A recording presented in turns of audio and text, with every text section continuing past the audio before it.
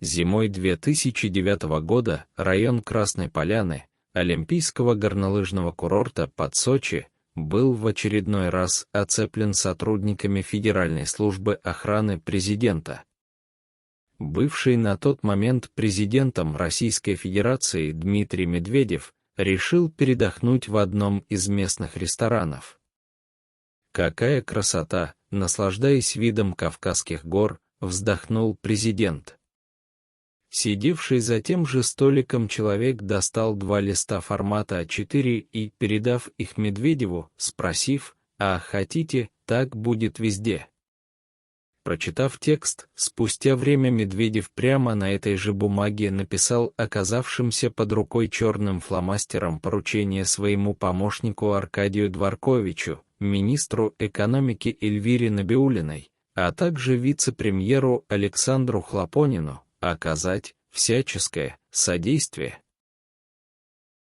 Герой этого эпизода, владелец курорта «Горная карусель» в Красной Поляне Ахмед Белалов, не отрицал, что такой разговор был.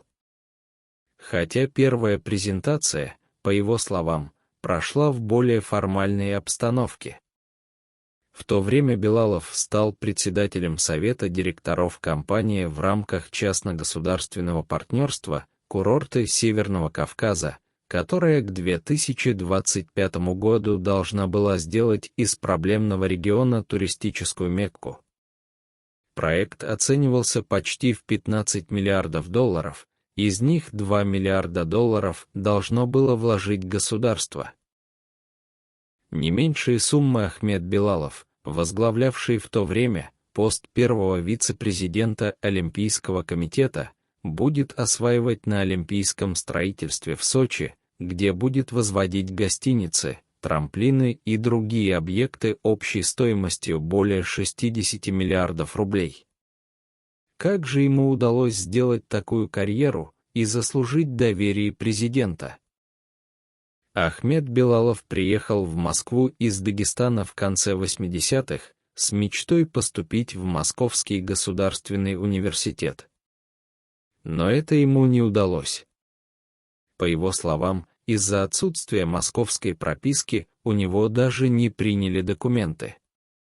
Пришлось идти в Академию управления имени Серго Орджоникидзе. Первым адресом Белалова в Москве стал дом аспиранта на улице Шверника, где в те времена жил будущий основатель компании «Тройка Диалог» Рубен Варданян. Веселое было время, вспоминает то время выпускник экономического факультета Московского государственного факультета Рубен Варданян. Но совместных проектов у них не было, и со временем их пути разошлись. В начале 90-х бизнес Белалова был связан с внешнеторговыми объединениями. Вместе с партнерами он организовал компанию «Интерфинанс» и получил лицензию на работу с ценными бумагами. Тогда многие молодые люди пошли в бизнес, понимая, что советской системы больше нет, и не будет больше никакого распределения, квартиры никто не даст, вспоминает бизнесмен. Сейчас это весело вспоминать, а тогда были периоды, когда было нечего есть.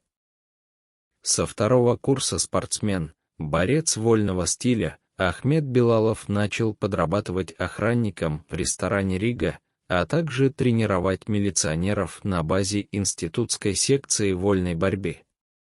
Именно его ученики по тренировкам по знакомству устроили его на склад Центра научно-технического творчества молодежи. Эти созданные при районных комитетах комсомола организации были освобождены от налогов и занимались импортом компьютеров, варили джинсы, а также совершали первые операции по обналичиванию средств. В Центре научно-технического творчества молодежи Белалов охранял оргтехнику. Это была очень престижная работа для студента. В ресторане платили 120 рублей, а здесь 2000, вспоминает бизнесмен. Частных охранных предприятий тогда еще не было, поэтому часть доходов приходилось отдавать милиционерам, чтобы в случае чего побыстрее приезжали, ведь товара на складе было на десятки миллионов рублей. Присмотревшись к тому, как первые предприниматели делают бизнес, Билалов сам начал искать клиентов для центра. «Ничего сложного в этих схемах не было», — рассказывает он. У предпринимателей было огромное количество безналичных рублей, на которые на внутреннем рынке покупать было нечего, а на внешнем запрещено. С первой же сделки я заработал 1 000 000 рублей. Тогда в начале 90-х Билалов купил свой первый автомобиль, 600-й «Мерседес», и ездил на нем в институт. Это все равно, что сейчас на частном вертолете приземлиться на крыше университета, вспоминает Билалов. Руководство института посчитало тогда это неприличным и чуть было не выгнало предприимчивого студента из вуза. Диплом он получил в 1993 году, когда уже совершал миллионные сделки на финансовом рынке. В те времена экспортирующие компании, такие как Техмашимпорт и Союзнефть, вели расчеты с иностранными клиентами в долларах, но эти деньги поступали не к ним, а на счет Внешэкономбанка, который был вправе совершать тогда валютные операции. Взамен живых денег ВЭБ выдавал им облигации внутреннего валютного займа, которые гасились не сразу. Таким образом, компания Интерфинанс выкупала эти бумаги с дисконтом, помогая внешнеторговым объединениям быстрее получить деньги, а сама ждала погашения облигаций или перепродавала их другим, подобного рода компаниям. Выйти на новый уровень Билалову помогло знакомство с Константином Катушевым, который при Брежневе был секретарем Центрального комитета Коммунистической партии Советского Союза, а при Горбачеве он также был и министром внешних экономических связей. А свел их бывший директор фирмы Техмашимпорт. Пенсионер не растерял связей с красными директорами, и в 90-е Константин Федорович Катушев познакомил Ахмеда Билалова со многими руководителями внешнеторговых объединений. В начале 90-х Билалов входил в руководство нескольких банков, в том числе был совладельцем банка «Диамант». Партнерами Билалова по «Диаманту» были его родной брат Магомед и двоюродные братья Магомед и Зиевудин Магомедовы. Все они вместе с Катушевым заседали в наблюдательном совете банка. В 1997 году дополнительную эмиссию банка «Диамант» выкупили внешнеторговые объединения, увеличив его уставный капитал в 7 раз, до 170 миллионов долларов. По размеру капитала банк «Диамант» стал третьим в стране, хотя его активы были значительно меньше, чем у лидеров рынка. В кризис 1998 года у банка начались проблемы с ликвидностью. Билалов утверждал, что именно ему, а не партнерам, пришлось нести основное бремя долгов банка. «Я тогда весь свой личный капитал потерял», — вспоминает он. Своими деньгами рассчитался за 70% долгов банка, заплатил 50 миллионов долларов. В 2001 году Центробанк отозвал лицензию у банка за неоднократное нарушение закона о банках и банковской деятельности. Участники рынка рассказывают, что это связано в первую очередь с операциями по обналичиванию денежных средств, которые вел банк. «Покажите мне банк, который бы не занимался в 90-е обналичкой», — говорит бизнесмен. Все этим в той или иной степени занимались. Со временем Билалов перешел и в нефтяной бизнес. По словам предпринимателя, началось все с того, что один из должников его компании «Интерфинанс», нефтетрейдер Олег Ким, уступил ему свой пакет акций Нижневартовскнефтегаза. За контроль над этим предприятием с его гендиректором и миноритарием Виктором Палием боролась Тюменская нефтяная компания, ТНК, и ее владельцы Альфа-Групп и Иринова. Билалов и его старший партнер по нефтяному бизнесу Сулейман Керимов играли на стороне Палия и администрации Ханты-Мансийского автономного округа, рассказывает знакомый с этой историей бизнесмен. Победа осталась за Альфой. Для Билалова история с Нижневартовск-нефтегазом продолжения не получила, но с нефтью он не закончил. Компании Билалова утвердились в Ханты-Мансийском округе и даже кредитовали правительство этого округа. В кризис 1998 года эти деньги обесценились. «Я приехал к губернатору Ханты-Мансийского округа Александру Филипенко», рассказывает бизнесмен. Он сказал, что кроме долгов у него ничего нет. Правительство округа передало Ахмеду Билалову право требования налоговой задолженности местных нефтяных компаний. В 1999 году между Владимиром Потаниным и Михаилом Прохоровым, с одной стороны, и Михаилом Фридманом и Виктором Вексельбергом, с другой, развернулась схватка за активы Седанка, оказавшейся под процедурой банкротства. Пока между олигархами шла драка за крупные куски, Керимов бился за одну из дочек Седанка, Вариган-нефть, с группой «Альянс» семьи Бажаевых. Исполнителем в этом проекте у Керимова и был Ахмед Билалов.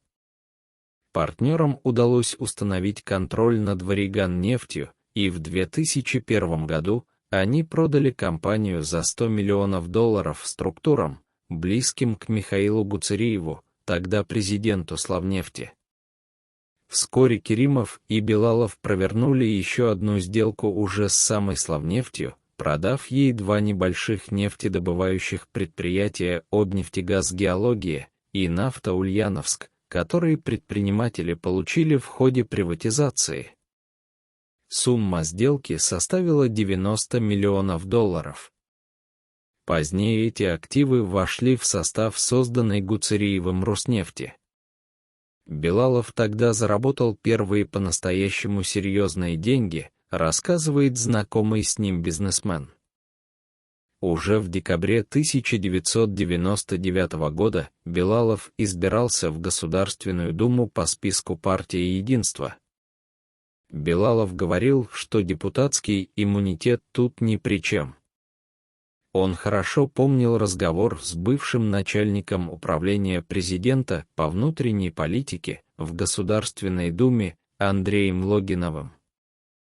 Он говорил, что сейчас многое будет зависеть от депутатов, и Билалов написал заявление в партию. В Государственной Думе Билалов работал 2 срока и был заметной фигурой.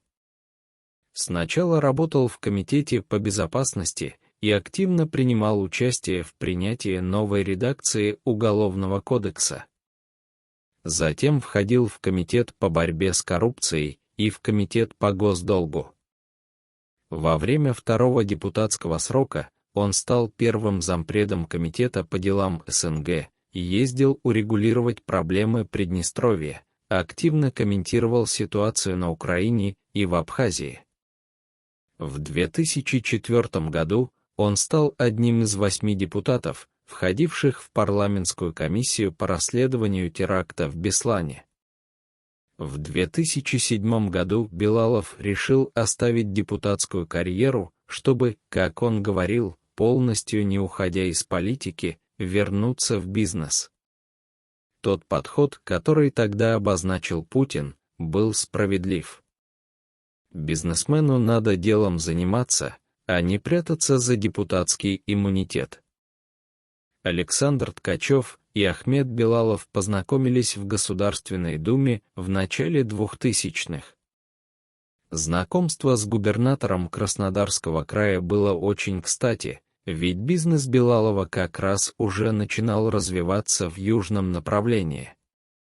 В 2002 году вместе с Дмитрием, сыном бывшего министра внутренних дел СССР Вадима Бакатина, Билалов выкупил 26% акций Новороссийского морского пароходства у компании «Спутник» Бориса Ердана за $15 миллионов.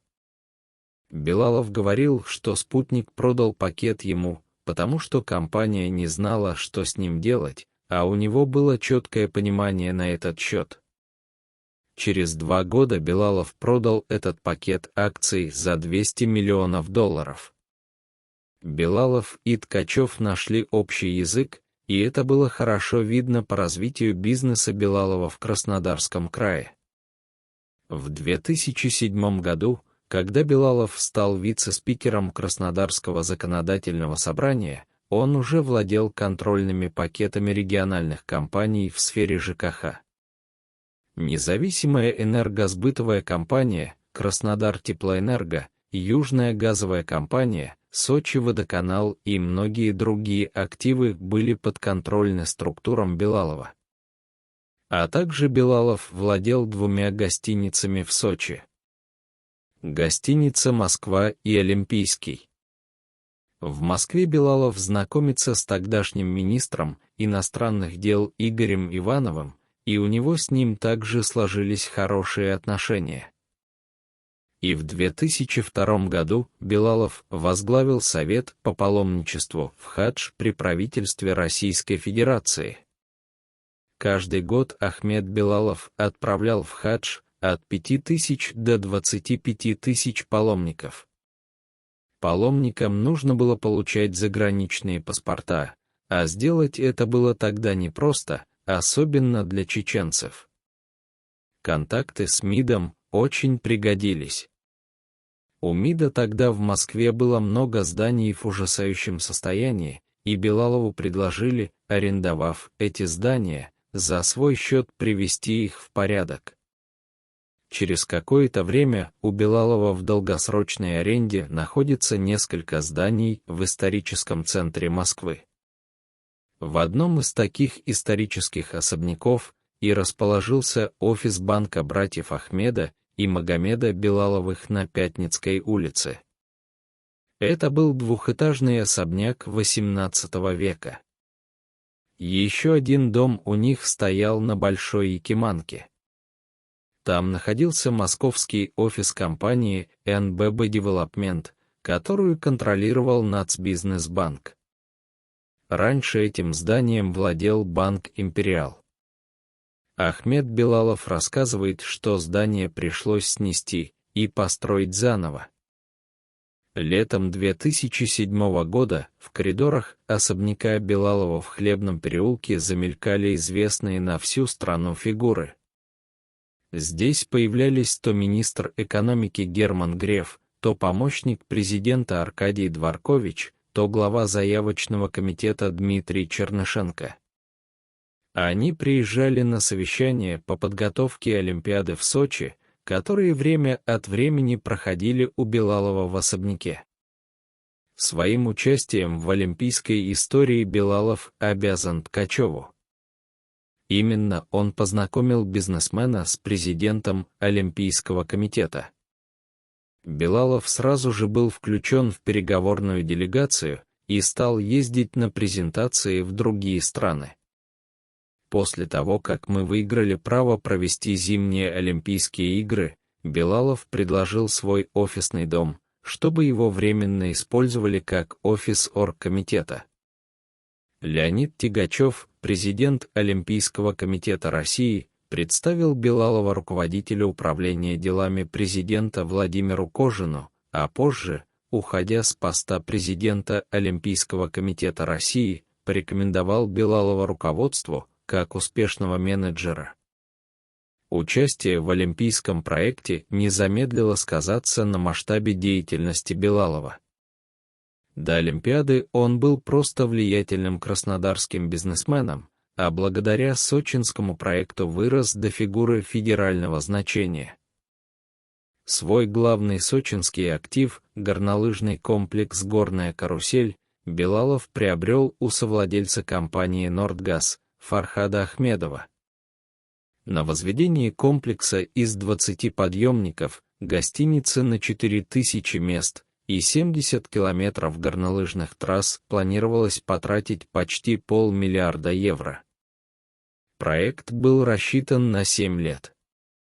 За год Ахмедов построил первую очередь, но потом внезапно продал горную карусель Билалову. Ахмедов объясняет, что областные власти обещали всяческую поддержку его стараниям по продвижению региона. Бизнесмен говорил, что решил не участвовать в предложенных ему схемах, и продал проект Билалову, которого называли доверенным лицом краснодарского губернатора. Представитель Билалова, вице-президент компании «Курорты Северного Кавказа» Ростислав Мурзагулов называет цифру $500 миллионов. Это приблизительно та сумма, которую мог заработать господин Билалов на строительстве олимпийских объектов в Сочи. Из сочинского ресторана «Лайтхаус» открывался прекрасный вид на море. На сцене пел кубанский казачий хор, плясали лезгинку.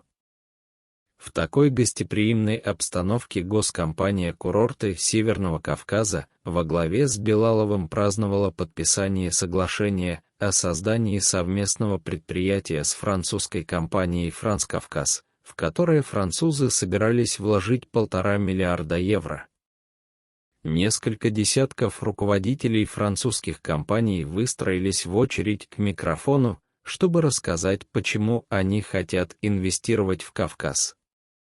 После каждого тоста французы подходили к ближайшему столу, где сидел Билалов. Дальше следовали объятия и звон бокалов. Билалов доказал, что может эффективно работать и привлекать хороших партнеров, прежде всего зарубежных, говорил тогда помощник президента Аркадий Дворкович. Расцвет карьеры Билалова пришелся на время президентства Дмитрия Медведева. Билалов был дружен с Дворковичем, жена которого, Зумруд Рустамова, как и Билалов, родом из Дагестана. Чиновник из правительства рассказывал, что с Путиным у Билалова близких отношений не сложилось. Это было заметно также и потому, что Медведев катался на горной карусели регулярно, а Путин предпочитал построенный «Газпромом» соседний курорт Лаура. В 2010 году, когда в правительство из администрации президента пришло то самое письмо с поручением, написанным черным фломастером. Александр Хлопонин только что стал вице-премьером и полпредом по Северокавказскому округу, для него идея туристического кластера была как гром среди ясного неба. Он также хотел активно развивать не только туризм, но и другие направления. Мы видим такое впервые. Чтобы поручения президента приходили на письмах бизнесменов, говорил удивленно чиновник.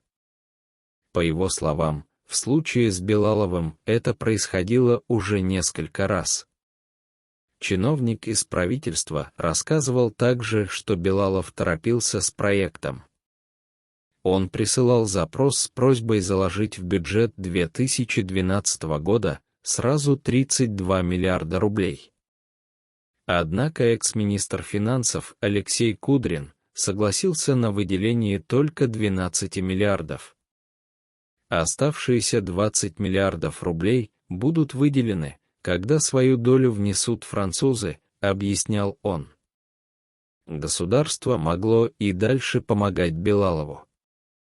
Но тут вмешался занимавший на тот момент пост председателя правительства Российской Федерации Владимир Путин.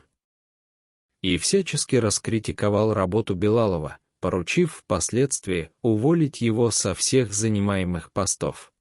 Через пару дней после публичного скандала в Сочи братья Ахмед и Магомед Билаловы выехали в Баден-Баден и возвращаться не планировали, решив переждать в Германии, пока стихнет скандал. Из-за жесткой критики Владимира Путина по поводу срыва сроков сдачи курируемых ими олимпийских объектов, начались проверки во всех финансовых организациях, подконтрольных Билалову в России. Генпрокуратура вместе с российским финансовым надзором направила в СКЭР материалы, в которых Ахмед Билалов обвиняется в нецелевом расходовании 15 миллиардов рублей. Нарушение при строительстве олимпийских объектов нашла и Счетная палата России. То есть ему предъявляют всю сумму, выделенную курортом Северного Кавказа. Очевидно, что тут кто-то что-то путает. То ли журналисты, то ли органы дознания. Однако особенность ситуации заключалась в том, что сам Билалов не признавал своей вины и не брал на себя ответственность за проблемы на стройке. Билалову вменяли в вину необоснованные затраты средств общества на поездки его и других лиц из руководства курорта Северного Кавказа за рубеж. Якобы для перелета Билалова во Франции, Англии и других странах заказывались чартерные рейсы на сумму около 80 миллионов рублей. В Арабских Эмиратах для переезда из гостиницы до аэропорта использовался вертолет, говорит официальный представитель Генпрокуратуры Марина Гриднева.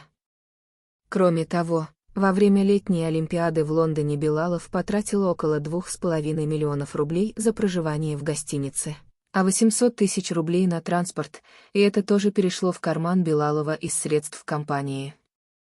При этом из отчетных документов следовало, что Билалов в то же время выезжал в другие страны. Также за счет средств открытого акционерного общества. Одновременно в этот же период оплачено было его проживание в Краснодаре, Санкт-Петербурге и Ессентуках, отметила представитель Генпрокуратуры. Был Билалов также и в США, и там он потратил, согласно отчетам, более 600 миллионов рублей. Один из знакомых Билалова в личной беседе назвал претензии прокуратуры странными. Во-первых, все решения об использовании средств компании, одним из крупнейших акционеров которой он же и являлся, утверждал также и совет директоров компании, куда входили представители государства. Во-вторых, Билалов с 1995 года не летает рейсовыми самолетами, у него был свой личный самолет. Поэтому утверждение, что ему за счет госкомпании бронировались какие-то авиабилеты, несостоятельны. Скорее всего, эту проверку государство начало с целью хоть как-то оправдать увольнение Ахмеда Билалова, который формально со строительством олимпийских объектов в Сочи вообще не был связан. Конфликт российской власти с братьями Билаловыми – первый в своем роде пример открытого противостояния большого бизнеса Путину. С единственной лишь разницей, что тут нет политических мотивов ни у одной из сторон, как это было в ситуации с Ходорковским. Билаловы же ведут себя здесь абсолютно прагматично, не желая доказывать свою правоту, понимая, что в России административная сила все еще сильнее, чем закон. Сделаем некоторые резюме, эпилог конечный. Что мы видим? Посмотрите, какую пользу стране Российской Федерации, Дагестану приносили данные бизнесмены Ахмад Билалов, Магомед и Зиауддин Магомедовы. Мы прекрасно теперь понимаем, что их искусственно и по надуманным предлогам убрали с политической и экономической сцены. Видимо, они очень хорошо кому-то мешали в их каких-то долгосрочных планах. И когда говорят о каких-то других личностях, которые они ныне, то незаслуженно забывают о том же Ахмаде Билалове, о том, что он руководил тем же комитетом хаджа Российской Федерации с 2002 года, и руководил у него делами в самые тяжелые моменты, когда еще религиозный экстремизм, терроризм заявляли о себе громкими террористическими акциями по всей стране практически еженедельно, и суметь отправить в хадж людей даже из Чечни, которая еще была в зоне КТО. Это огромный успех и большая заслуга. И в отличие, например, от Сулеймана Керимова, который ныне отправлял людей в хадж только с территории Дагестана, Билалов отправлял ежегодно тысячи до 25 тысяч человек со всей территории Российской Федерации. Это огромная заслуга этого человека на этом поприще. А говоря об экономике, то и Билалов, и братья Магомедовы заработали эти деньги действительно своим профессионализмом, они не воровали у государства, как некоторые другие, а исключительно своим профессионализмом сумели заработать себе состояние. И несмотря на это, они оказались опали. И сегодня действительно руководству Российской Федерации в сложившейся ситуации следует проявить благоразумие и реабилитировать их, и возвратить их на родину, возвратить им их активы, с тем, чтобы эти люди могли приносить в дальнейшем пользу своей стране, своей родине. А я абсолютно уверен, что это так и будет.